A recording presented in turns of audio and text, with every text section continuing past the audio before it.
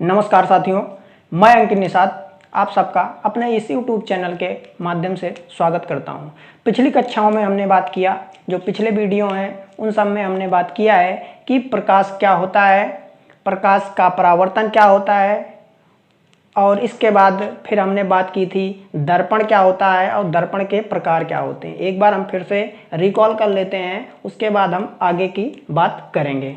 हमने क्या बताया था कि दर्पण क्या होता है कि जिसमें हम लोग अपने चेहरे को देखते हैं, वही क्या है, दर्पण है। उसके दो प्रकार हैं, कौन कौन से?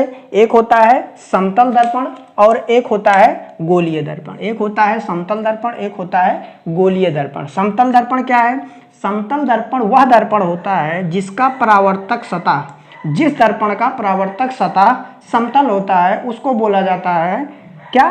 समतल दर्पण। और जिसका ऐसा दर्पण जिसका परावर्तक सतह गोलीय होता है उसको क्या बोलते हैं? गोलीय दर्पण।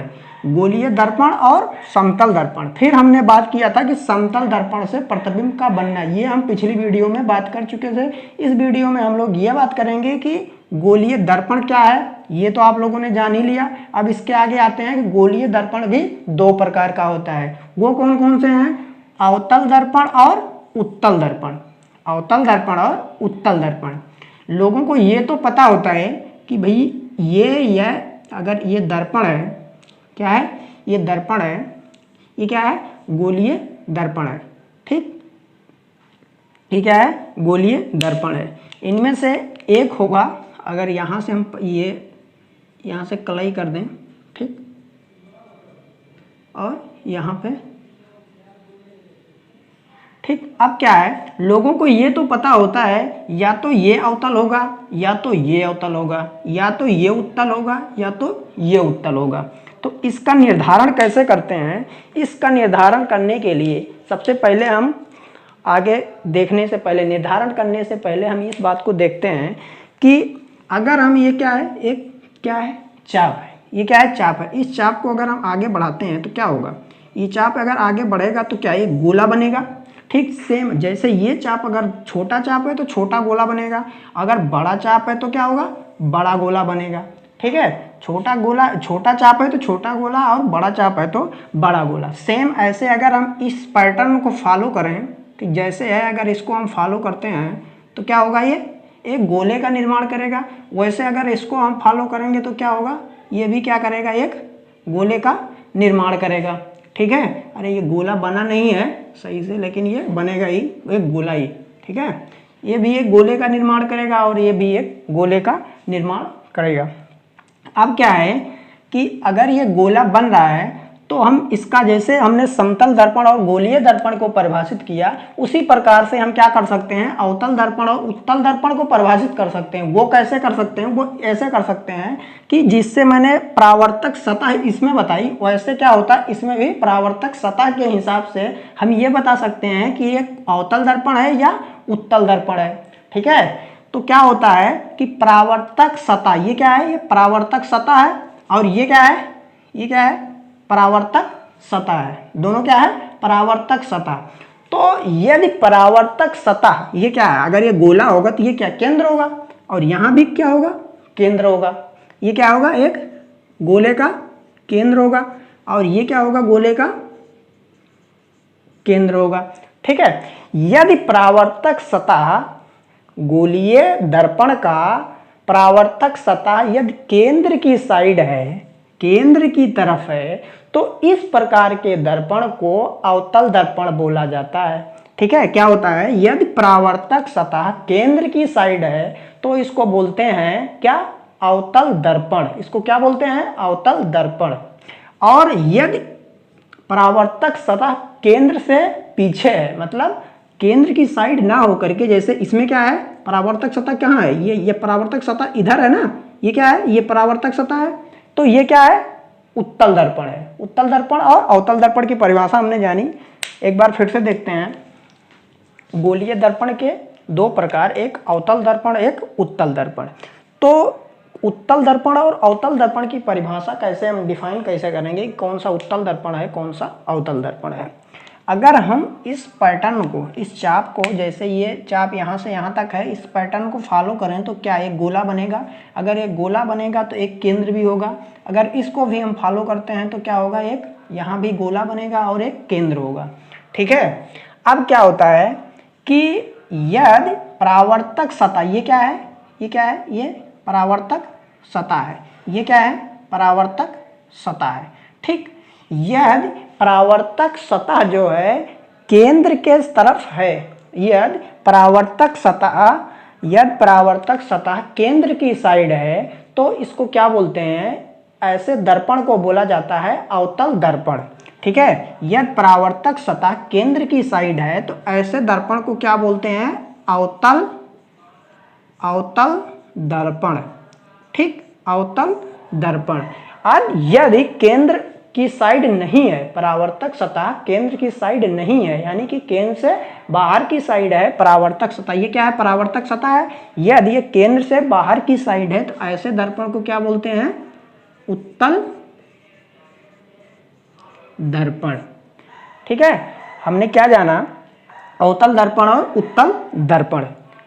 हमने यह बात जानी कि अवतल दर्पण क्या होता है, उत्तल दर्पण क्या होता है। अब ये बात आती है कि कुछ पार्ट हैं, गोलीय दर्पण के कुछ पार्ट होते हैं। इस पार्ट को जानना हमारे लिए आवश्यक है कि हमारे दर्पण में कुछ भाग हैं, उनको जानना जरूरी है। वो कौन कौन से भाग हैं, आइए देखते हैं। तो जो दर्पण का बीच का हिस्सा, जो बीच का पॉइंट होता है, दर्पण का बीच का पॉइंट, अवतल दर्पण हो या उत्तल दर्पण हो, दोनों में सेम चीज होती है। ठीक। क्या होता है, अगर दर्पण का जो बीच का पॉइंट होता है उस पॉइंट को हम P से लिखते हैं, जिसको कहते हैं ध्रुव। ठीक। इसको इंग्लिश में बोला जाता है क्या, पोल। ठीक। सेम यही इसमें भी होता है। ठीक है, सेम यही इसमें भी होता है। इसमें भी पोल होता है और इसमें भी पोल होता है। इसमें जो बीच का, दो दर्पण के बीच का पॉइंट है उसको क्या बोला जाता है, ध्रुव। क्या बोला जाता है, ध्रुव, जिसको इंग्लिश में क्या बोलते हैं, पोल। इस पैटर्न को फॉलो किया तो क्या बना, एक केंद्र बना। ठीक, एक क्या बना, केंद्र बना।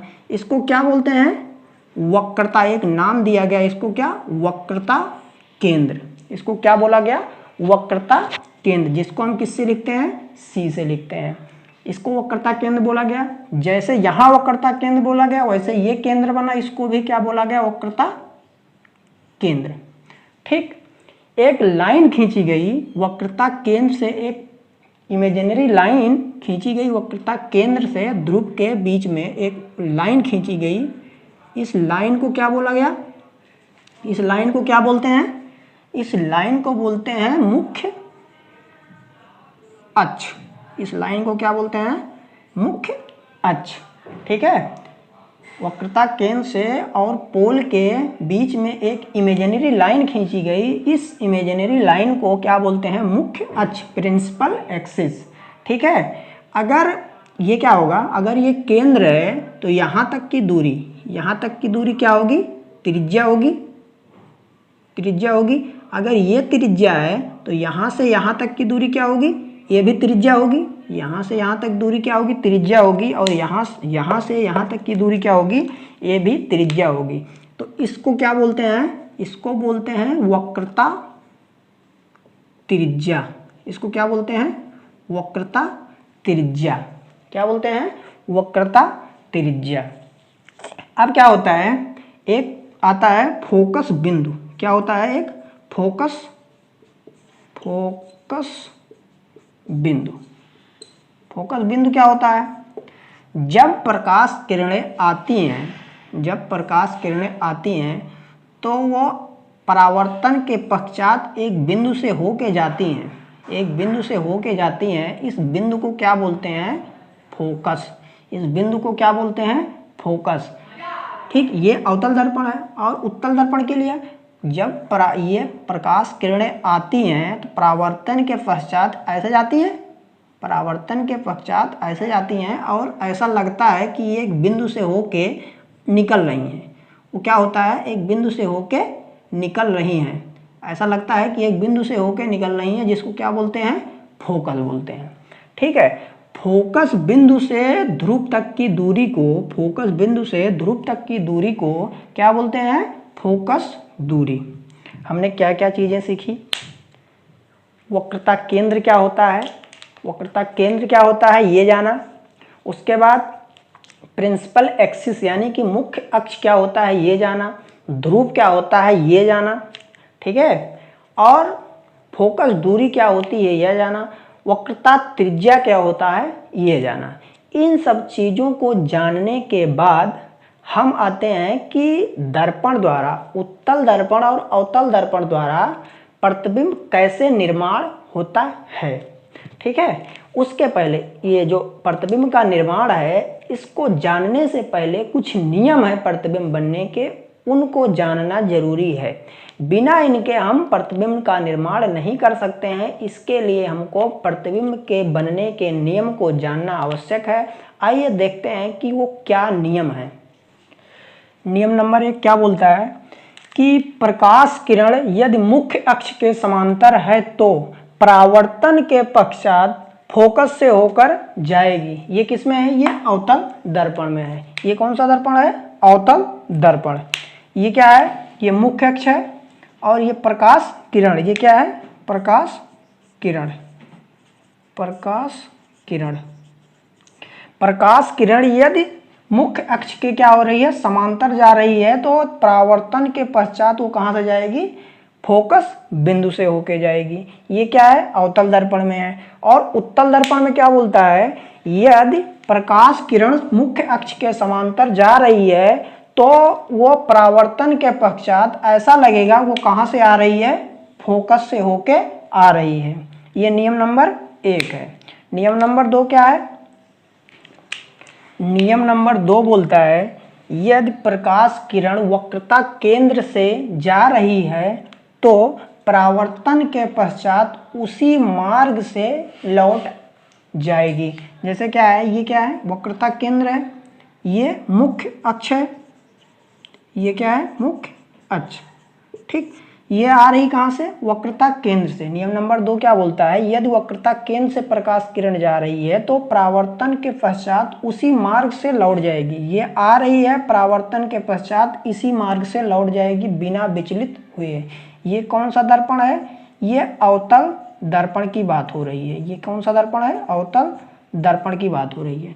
उत्तल दर्पण में क्या होगा? यदि प्रकाश किरण वक्रता केंद्र की तरफ निर्देशित है, ऐसा लग रहा है कि ये वक्रता केंद्र की तरफ जा रही है, तो परावर्तन के पश्चात ये उसी मार्ग से लौट जाएगी। नियम नंबर 3 क्या है? नियम नंबर 3 पहले नंबर का उल्टा है। पहला मैंने क्या बताया था? यदि प्रकाश किरण समांतर, मुख्य अक्ष के समांतर जा रही है तो वो परावर्तन के पश्चात फोकस से होके जाएगी। तो नियम नंबर 3 क्या बोलता है? यदि कोई प्रकाश किरण फोकस से होकर जा रही है तो परावर्तन के पश्चात वो मुख्य अक्ष के समांतर हो जाएगी। ये नियम नंबर 3 है। नियम नंबर 1 का उल्टा नियम नंबर 3, ठीक है। तो इन तीनों नियमों को हम लोगों ने जाना कि इमेज फॉर्मेशन के लिए, दर्पण से इमेज के बनने के लिए 3 नियम है। इन तीनों नियमों को यदि हमको पता है तो किसी भी तरह की समस्या नहीं होगी इमेज फॉर्मेशन में। आगे के वीडियो में हम ये जानेंगे कि इमेज का बनना कैसे होता है। इस वीडियो में यहीं तक। जय हिंद, जय भारत। यदि आपको वीडियो पसंद आता है तो लाइक करिए, नहीं पसंद आता है तो डिसलाइक करिए। डिसलाइक क्यों किया ये ज़रूर बताइए, जिससे हम उसको सुधार सकें और आपको बेहतर दे सकें। जय हिंद, जय भारत।